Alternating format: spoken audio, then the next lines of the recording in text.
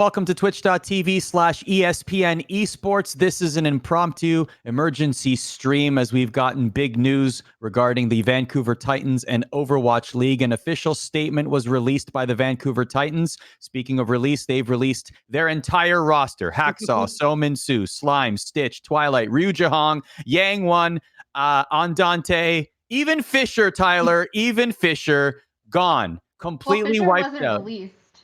He was... Well, yes. No, according to the statement, he was released. He was released. The others mutually parted ways. Were like a mutual agreement. I found it a little funny that he got his own nice specific line. Exactly. In the release itself, it does say the players and staff have since agreed to mutually part ways for everybody but Fisher. Fisher got the team has also released, to be very, very clear. But this is an official statement. The Vancouver Titans are starting clean. We will dive into these particular releases in a second, but we also have some breaking news from Jacob Wolf and Emily Rand over at ESPN.com/esports concerning what the Titans will do next. Emily, what are the next steps for the Titans in terms of their roster? So basically they're picking up 5 players from Second Wind, which is a Contenders team. There were a lot of teams that were rumored for the Titans to have been picking up. Jacob and I have actually been working on this for quite some time, since the initial rumors started when Haksal, I believe, was the first player to remove the Titans from his Instagram bio, I think, is what started this whole thing, if I remember correctly. But people noticed that Titans players were slowly removing the Titans name from their social media. And so there were a lot of teams that I think the Titans were looking at.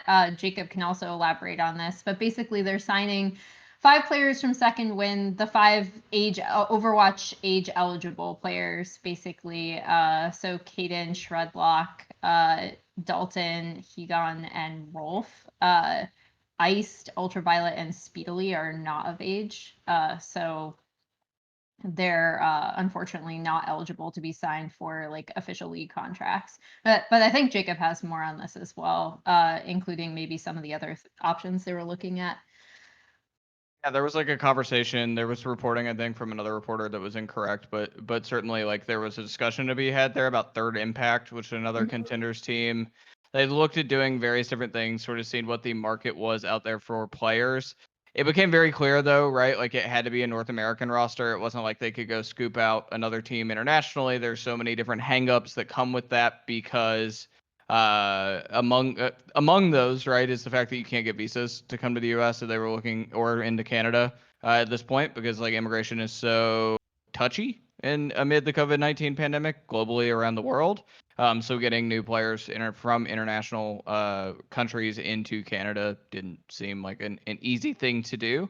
And also, I think that in the end, they settled on these players of Second Wind. We've seen Second Wind be competitive over the years in Contenders, right? As one of the teams that is always sort of relevant in the Contender space. And that's sort of where they settled. They still need to find at least one more, though, because they need a full roster of 6 to be able to play, and we haven't figured that out yet. So those that are just filing in, we're going to break down everything that is happening regarding the Vancouver Titans right now. The 2 important links to read or to take a look at while we are talking here. The Vancouver Titans have officially posted what they called a letter to our fans that basically chronicles the last couple of months of what's been happening and what led to the decision to release their entire team. So that is, from their point of view, this is officially on their website. They tweeted it, so you can find that link there as well. Emily and Jacob reported on who the Titans will replace these players with. That is available at ESPN.com/esports. Tyler, this is very interesting because we were even talking offline as we digest exactly what has happened with the Titans in the last couple of months, certainly exacerbated by COVID-19 and the extraordinary circumstances in which we live. And you got to wonder that, this is a very unfortunate situation that maybe would not have happened if this was a normal season. Perhaps the Titans would still be together, Tyler, if COVID had not happened. No, they would be still together if it wasn't for the COVID-19. This entire situation came down to the players wanting to play in South Korea the team allowing them to, but they were not. They would not and could not. I know Jacob wants to get into this more specifically. Build or lease out an apartment for the team to play in during the situation where Vancouver has invested a lot of money not only into salaries but into creating a state of the art performance center for these players in Canada in Vancouver, and the players told the staff, hey, we don't feel comfortable playing in Canada. We want to go home because it's getting worse in North America while it's getting better in South Korea. Obviously, the organization does the right thing and says, sure, you can go home. And then they basically tell the players, hey, we can't really lease you an apartment. We can't really help you. You guys have to basically go on your own, play from home, play from your own apartments, and we'll deal with it that way, which led to a boycott situation where the players did not like what the company was doing. They wanted their own space. They wanted to be like the other teams in the Asian region, and they got denied, which led to a situation where it was kind of a standoff, right? Where the Titan players wanted better resources in Korea. The Canucks organization that owns the Vancouver Titans were basically like, you have to deal with it. If you want to go home, we allowed you to go home. You have to deal with it this way, which led to this weird standoff, very awkward situation. And just like a lot of things with Overwatch League this season, it was really awkward. It was very sloppy, and it's ending in a mess. And now we're left. And now we're left in a situation where a lot of these players might have to retire from Overwatch League. We already heard of Ryu Jae Hong and Fissure both on their streams basically announced that they're going to take a break from pro gaming. And as we all know, taking a 3-month break from pro gaming, that could be the end of your career. Yeah, so I think a couple things to there. the end of that, I do just want to add that Jae Hong said he does not want to retire. He very specifically said that. So I mean, I whether do think that there will be a few players here that find teams very quickly. Hoxall obviously was rookie of the year last year, is a incredibly high profile player on this roster. Notable, by the way, that many of these players, Twilight, etc., were MVP candidates, made top 5 for MVP last year, if I'm not mistaken, before Sinatra actually won it. Chanu as well, who was one of the first players announced to release, not a part of this statement, but he was the part of the initial statement. Yes. So, we've seen, I think that some of these players will have homes. To Tyler's point, though, think about it from this, right? This was Korea, the core of this, minus Ryu, Jae-Hong, and Fissure. The core of this team came from Runaway. They were the best tier 2 team in probably all of Overwatch, definitely in Overwatch in Korea. But all of Overwatch, Runaway was great. They get scooped up for a lot of money. The Vancouver Titans were not the only team that wanted them. I actually encountered a GM when I was in Korea who had gone there with the expectation that he was going to sign these players, and then they ended up signing with the Titans anyway. But they'd literally gone to Korea for 2 weeks to try to recruit these guys. So they were made a lot of promises about what 2019 would be. They had a very nice team house in Los Angeles for 2019. Then they were given even better accommodations in Vancouver, right? So there's this sporting facility called Fortius Sport and Health, which I understand is where the Toronto Raptors do their summer training prior to the season. That facility has a gaming facility now called Adamus, which is where these guys were practicing every day, and then they had apartments in Vancouver. So they were going from their apartments to this facility, playing their games for the day, and then going home, right? And that is a very different situation than where they were 2 years ago, living with Runner and Flowervin and Runaway, and even before that, living at home, right? And it's also notable, right, that the way that a lot of these players get built up and sort of build their careers is by playing in PC bongs. Well, guess what doesn't operate too well when there's a global pandemic and people shouldn't be close to each other? PC bongs, right? So there's a whole different environment, brand new for them, right? The fact that they can't go to PC bongs, they don't have a team house like they had with Flowervin and Runner on Runaway. They are just home with mom and dad, right? Playing in their house with a PC. And I'm sure that the Titans would have provided them hardware if that was the problem, right? Or would have paid for someone to get them a computer. The problem, though, is that to build the type of infrastructure these players wanted, it takes a long time. Look at Gen.G and the Seoul Dynasty as a great example of this. They have been plugging away in the Korean market for almost 3 years now, in order to, when the Seoul Dynasty would move back home, they would have everything set up, right? Right? Like they've done all of the building around, and it took time. It took with their League of Legends team and understanding like the Korean marketplace. This is not something you just snap your fingers overnight and boom, you're in Korean esports. It's really not that simple, especially if you're not like if you have no one working for you that is originally from Korea or knows the environment or knows the scene. If you are Canadian esports folks or American esports folks, whatever it may be, and you're just trying to like dive into this country brand new, this is really foreign to you and you don't know what you're doing. You may not even speak the language, right? So like, how the hell are you supposed to negotiate a lease for a team house or any sort of facility? There are so many like layers here to be had. That's something that can't be corrected in a month. Yeah, And that's and how we got to where we are. that's a very good point. And actually, to echo one of the chat comments here, AAB Med says it might not be completely Vancouver Titans' fault. I don't think any of us think it is entirely anybody's fault. I think this is a very unfortunate situation, completely put forth by the out of everyone's control pandemic, and a series of events led to this breakup. And it was unfortunate on both sides, but I don't think you can place blame necessarily solely on one side, whether it be the Aquilini group or the owners of the team or the players themselves. I think Emily, we'll see a lot of knee jerk. I know Emily probably has something on that too. I think we'll see a lot of knee jerk to blame the Titans and the Aquilini group, right? And just be like, these guys suck. Yeah, it's already right. happening. Like people are gonna knee jerk and blame them, but there's no way around this, like how we got here, right? They're gonna blame them because there was prior reporting that the players weren't being paid at all. I was told that they were being paid. They will not be paid for the remainder of their contracts, according to Fisher. That makes sense. If you read our story, we say that the players were going to boycott, or they were boycotting practice, and inferred to management, we will not play these games when they come up. That's a violation of contract. Exactly. Guess what's in their contract? That they have to practice, right? Like Yes. they are legally obligated to practice. You void that contract, okay, later, right? See, like they don't owe you anything anymore. That's a very good point. That's a very good point. That, just to interject here, a lot of people might look at that and say, yeah, so what? The players have rights, etc. It's on paper. It is written in paper. You have to follow those guidelines if you decide to sign a contract. You can't just rally social media and hope that things will change. If you sign a contract to do a certain thing, and if you decide you don't want to do certain things in that contract, well, then you are liable to not get the reciprocated benefit of that contract, which is being paid. Yeah, I think that a lot of people will go like, the Titans suck and they did this to these players and they broke up this team.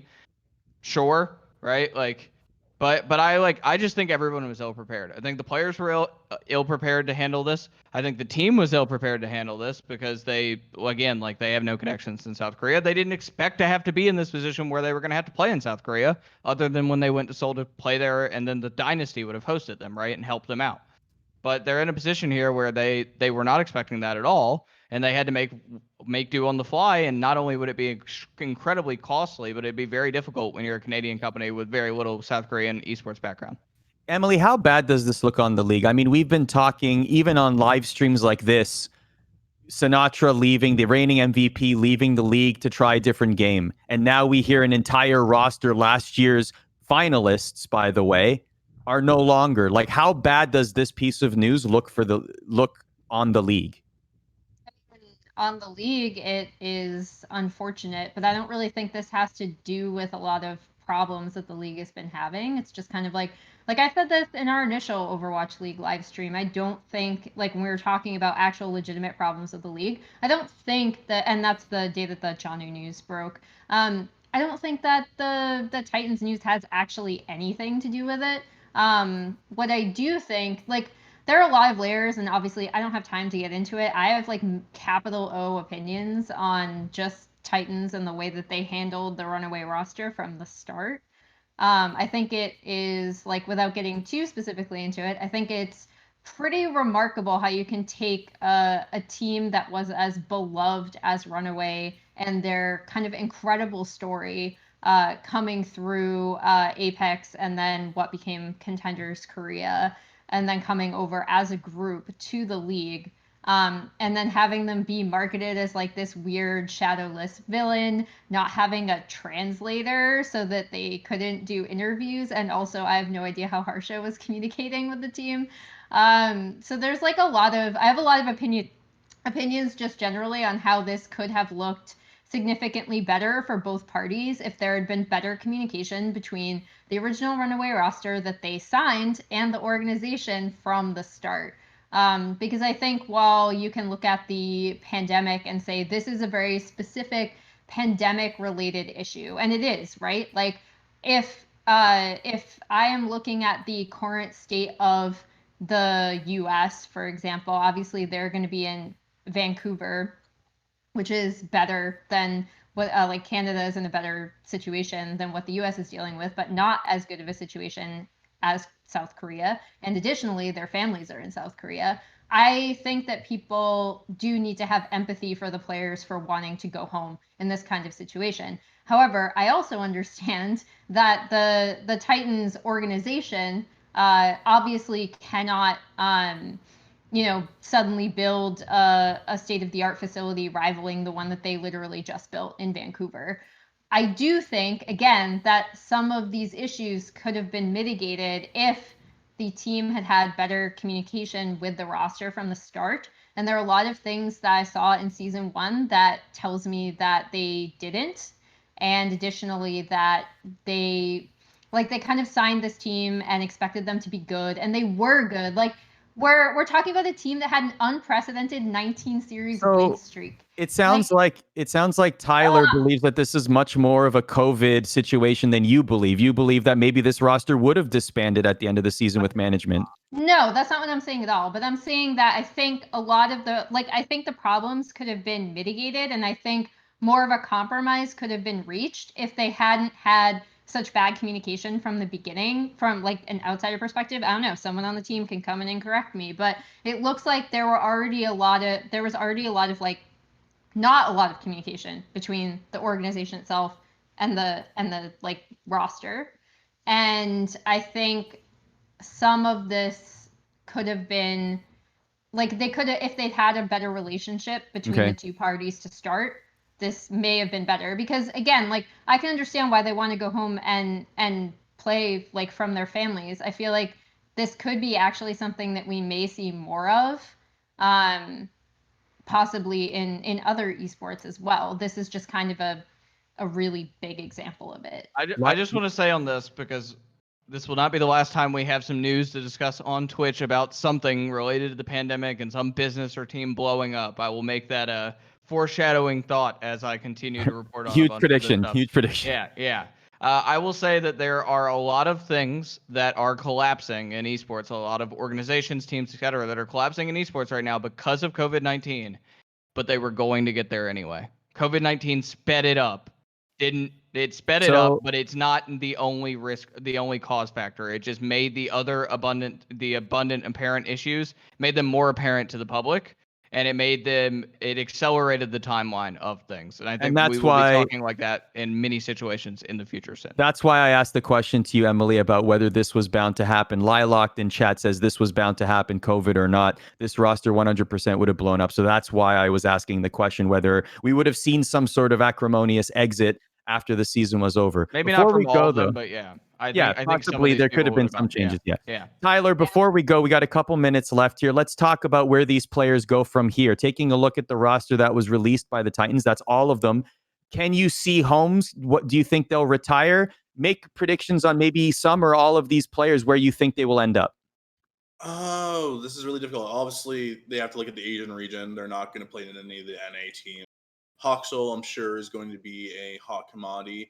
I know that Nero on Guangzhou Charge, who I would say is one of their best players, if not their best player currently, has, I believe, a month left on his visa. So that's going to be another difficult situation that's going to come up in the next few weeks. If I'm the Charge and Nero is not able to play, I think Hoxol would look beautiful on that roster. I think the Charge are a very good team, and adding a few more pieces to that lineup would bring them over the top. I also think having I think Janu could also bolster a lot of these rosters currently in Asia. Some of the off tank roles in Asia have not looked too stellar so far. So I think Janu and Hoxol are going to be two of the hot commodities. I think most of these players will be picked up if they can be picked up. But obviously, we're in a global pandemic. Overwatch League is not, killing it at the moment. Viewership is down across the board in North America. I know it's doing well in Asia, so maybe some of these Asian teams will invest. But it's a very big question of how much are you going to pay a Hawkstall or Slime or Twilight in this current situation. So I think Hawkstall will be one of the first picked up, and I would say the Charge is a good leading candidate. So that's a conversation around the news that the Vancouver Titans have released their entire roster. Emily and Jacob broke the news at ESPN.com/esports that they will be picking up a different roster. Second Wind, they will be signing Second Wind players. You can find that article there. Thank you very much for joining us here on our Twitch stream, twitch.tv/ESPN Esports. If you're not following us, please hit that follow button. We have live content every single day, essentially, on this channel. Thanks for watching.